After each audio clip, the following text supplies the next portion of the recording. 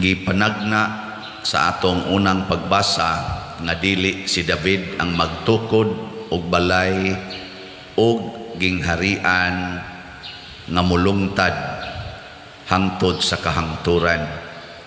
Giingnan siya sa Ginoo pinaagi sa propeta nga ang usas imong mga anak or tawgon nito kaliwat maoy motukod og balay para kanako og kining maong gingharian dili gid ni malumpag hangtod sa kamatayon. Kinsa maning anaka ni David? May kay mo ani no, pero ang uban wa sad kahibaw. Si Jesus gitawag di siya og anak ni David kay kaliwat siya ni David diin ang saad sa pagpalungtad sa gingharian ni David nga di na gyud mapukan anha mahitabo. Pero ang gingharian nga gitukod ni Jesus dili gingharian nga parihas kang David nga territorial niya human kay territorial man para mo expand ilang buntugon ang lain nga mga gingharian nga duna say territories aron mo expand. So ang gingharian nga gitukod ni Jesus dili na territorial. Gihisgutan sa ikaduhang pagbasa nga si Abraham, ang pagtuo ni Abraham mo'y nakapahimo niyang amahan sa daghang mga nasod. Daghang mga nasod. So ang pagtuo mo'y sentro. So dili na ang teritoryo kung dili ang pagtuo. Di man kamaos David ani. Kung tagaan siya aning maong misyon, di siya kamao. Si Abraham, wa sad siya kibaw nga mao dining klasiha sa kaliwat ang iyang maangkon. Pero pariha og pagtuo si Abraham og si Hari David, pariha silang pagtuo sa Ginoo. Unsa man kanang pagtuuha? Hibaw mo? Unsa mang pagtuuha nga pariha si Abraham og si David? Wa mo kibaw no? Si Harosan. Ang pagtuo nga usara gyud Dios. Usara ka Dios.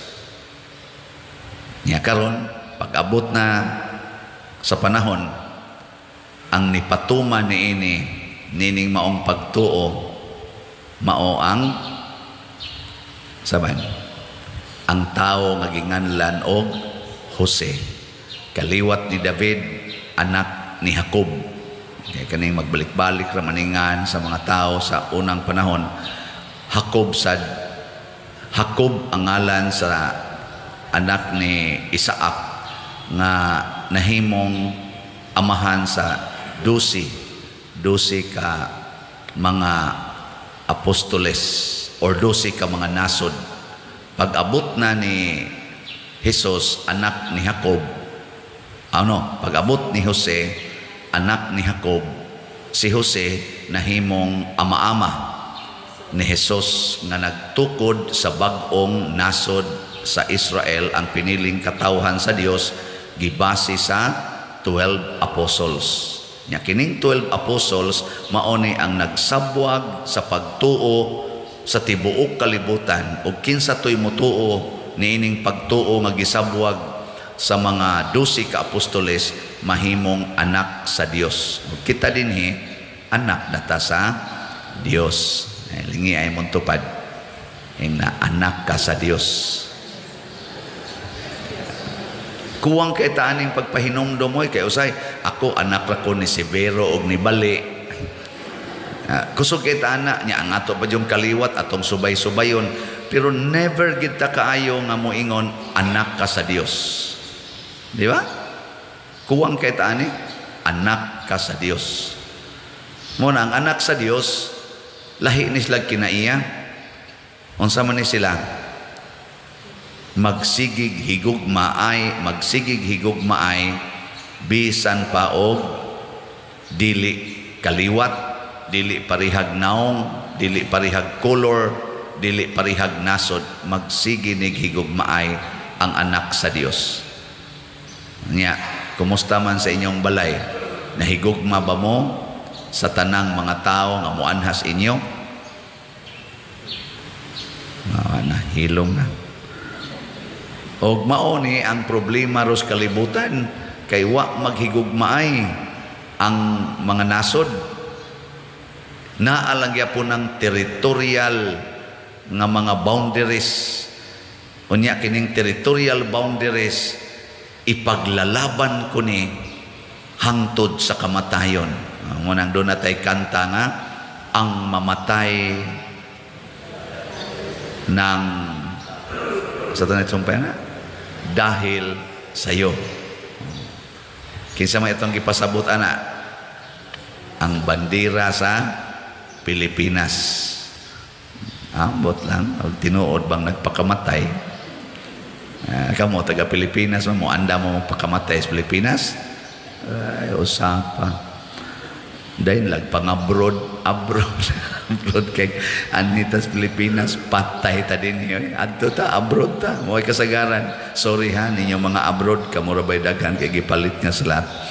So kuan ba? Testing lang ni ba, pero daghan man sang ni abroad kay para itabang diri sa atong Pilipinas. Pero timan ang magpakamatay dahil sayo giguba na ni Kristo, gihimo na niyang usa ka nasod sa mga magtotoo ug maunay giprotektahan ni San Jose. Kung wap a pangasawa ni Jose si Maria, wap niya dayon nagpangasawa, dili unta madayon sad si Jesus og tukod sa maong gingharian. Kay mamatay man to si Jesus, kay si Maria mabuntis nga way bana, muburot ang tiyan ni Maria nya way bana, batuon man tos mga tao hangtod mamatay, kay mao man ay balaod nila sa una. So para maprotektahan si Maria, ang Ginoo mihangyo ni Jose, bisag si Jose wa kayo kauyon atong maong sitwasyon, aksyon unta siyag biya, gihangyo os Ginoo nga ayaw kahadlok pangasahuas Maria, kay anak nas Espiritu Santo, matuman ang pagtukod og bag-ong gingharian sa kaliwat ni Abraham, pinaagi ni anang ipanganak nga ginganlag Jesus, or nganlan mo siyag Jesus. O mo to nibalik si San Jose to protect the promised Messiah, to protect the church, to protect Mother Mary. Ug mao nay kinaiya or role ni San Jose nga purtisang ninduta. Giunsa man ni San Jose aron mahimo niya ang iyang kaning gitawag og role ba sa kaluwasan, ang iyang papel sa kaluwasan. Giunsa niya paghimo? Mao sad ni ang atong ma-imitate ni San Jose.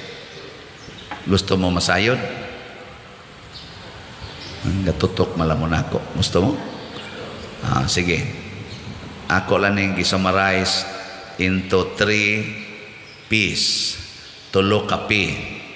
Ang unang P, ang iyang pag-ampo. Prayerful life. Pag-ampo. Kinabuhi sa pag-ampo.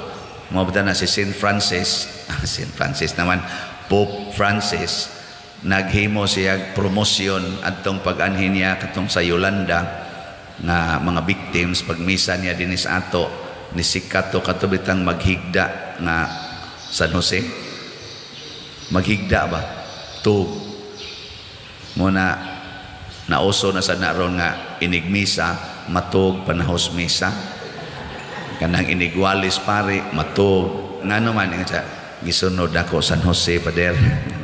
Kay si San Jose kasagaran sa iyang mga dagko nga desisyon o mga mensahis Ginoo gipaagis iyang damgo.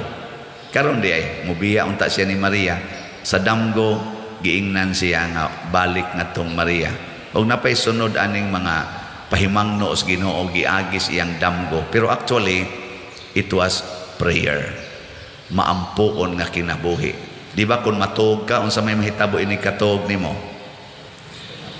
Ika pa'y nag-handle, ika pa'y nag-control sa imong lawas, wala na, malimot ka. Di ba? Malimot ka. Ang tinuod nga pag-ampo, malimot gyud ka sa imong kaugalingon, ma-focus ka sa presensya sa Ginoo.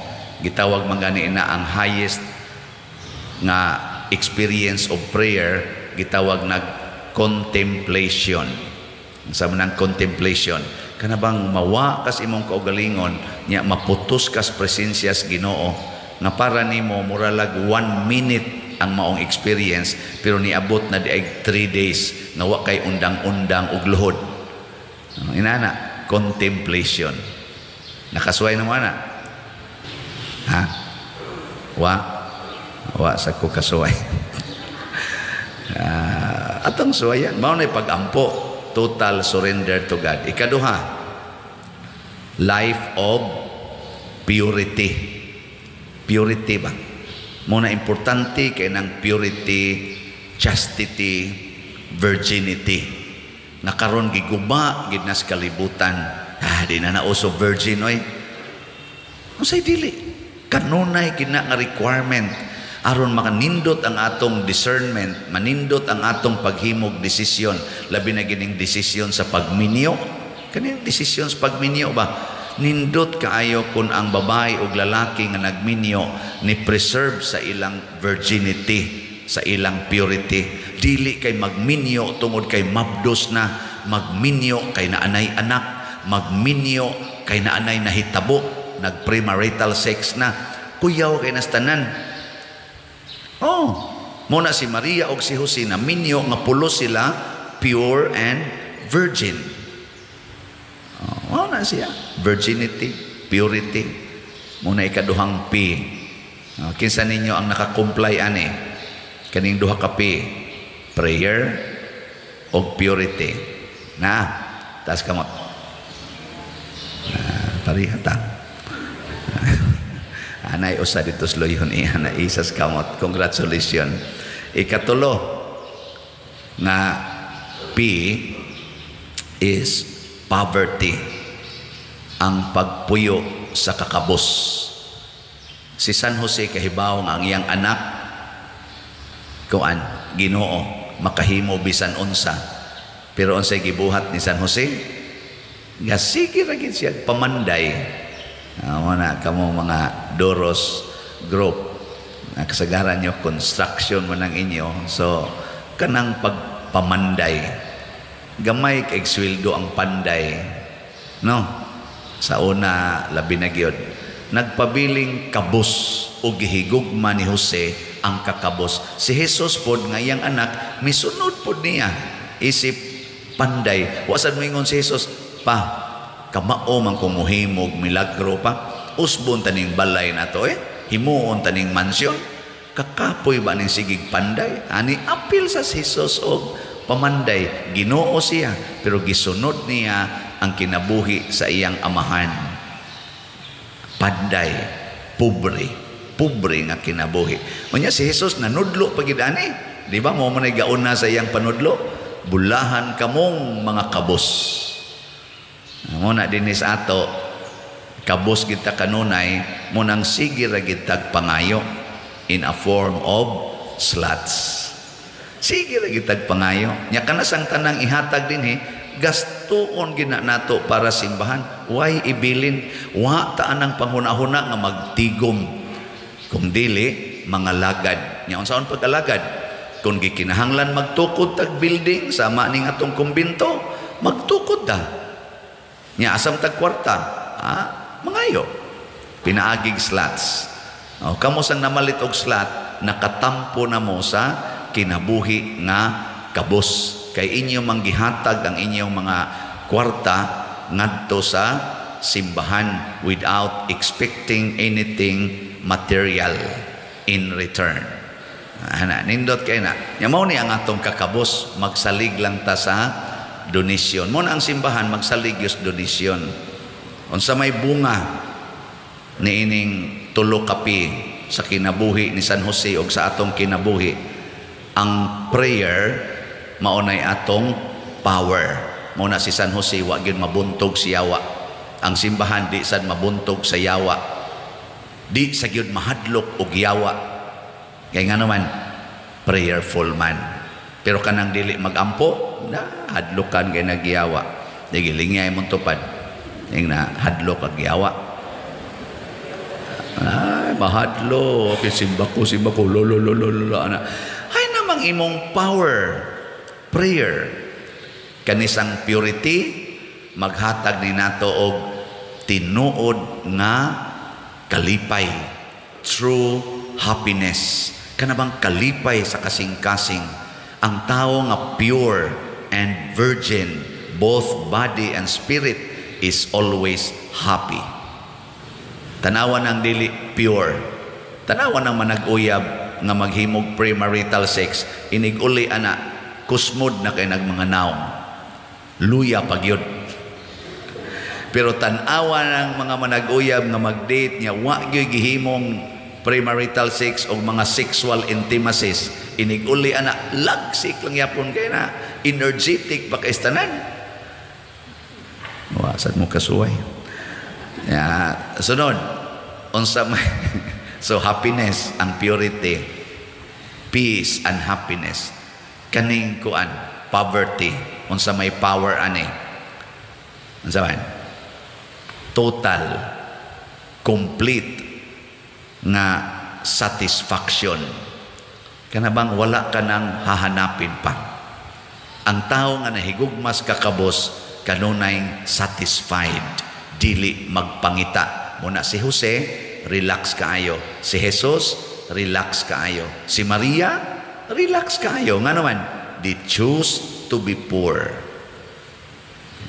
Katapusang lingi si Montupad. Pangutan ay na, relax ra ka? Na-relax ra ka karon? Oy, daghan kayong na-stress karon, daghan kayong stress, daghan kayong ano, daghan kay kabalakas kinabuhi. Sila si Jesus, si Jose ug si Maria, pagka-relax, nanganak lang dito sa pasungan, relax. Gi-reject, relax. Gisugo nga pabakwiton nga to sa Ehipto, ni bakwit og tungang gabi, relax. Wa gyud mayon nagkaratol-ratol. Katugay bata nga nihilak, ratol ang madagan. Anang ayaw karatol. Karon og maglinog, relax. Ini kahugno aning simbahan, relax. Ini kamatay, relax. O di ba? Inig na ang imong bana, relax. Og adto na mga bit ang imong bana, adto na silingan, relax. Imong bana, ang imong anak buotan, relax. Onya, kung ang imong anak musuyo, relax. Nabi tayo nagpatambag na ko karon pader, ang akong anak na asprisuhan. Igo lagi aning suyo pader. Unsa man tay akong buhaton, ang una gid na akong i-text, relax. Ana, mao na ang poverty. Ngano man, kita bitaw dinhi, dagko kay tag mga projects nga nahimo. Sobra na god ni ang atong projects og 150 million. Daan ni dinhi, datong kapilinya ana. Naratol bagod ta? Kamusang namalit og slots, naratol bagod mo? Relax ay. Pero kanang wa mamalit, ratulon. Pamalit na mo para di na mo maratol. Sige na manindog na ta.